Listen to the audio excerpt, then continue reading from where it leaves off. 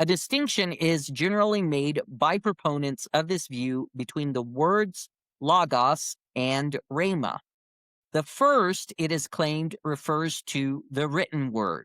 The second, to that which is presently spoken by faith. According to this view, whatever is spoken by faith becomes inspired and takes on the creative power of God. There are two major problems with this distinction. First, the distinction is not justified by usage either in the Greek New Testament or in the Septuagint, which is the Greek version of the Old Testament. The words are used synonymously in both. In the case of the Septuagint, both RHEMA and LOGOS are used to translate the one Hebrew word, debar, which is used in various ways relative to communication. For instance, the word debar, translated word of God, is used in both Jeremiah 1:1 and 2. Yet in the Septuagint, it is translated RHEMA in verse 1 and LOGOS in verse 2. In the New Testament, the words RHEMA and LOGOS are also used interchangeably. This can be seen in passages such as 1 Peter 1:23 and 25. In verse 23, it is the Logos of God, which abideth forever. In verse 25, the RHEMA of the Lord endureth forever.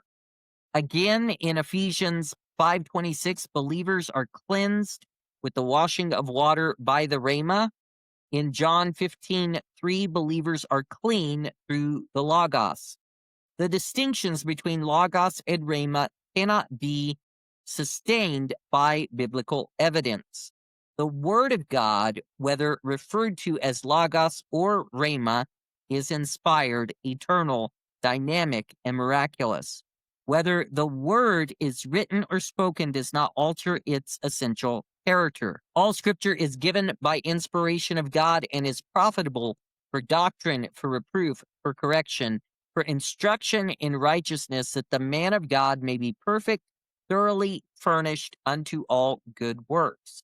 A second problem also exists among those who make a distinction between the words logos and RHEMA. Passages of Scripture are sometimes selected without regard to context or analogy of faith, which they claim to speak by faith.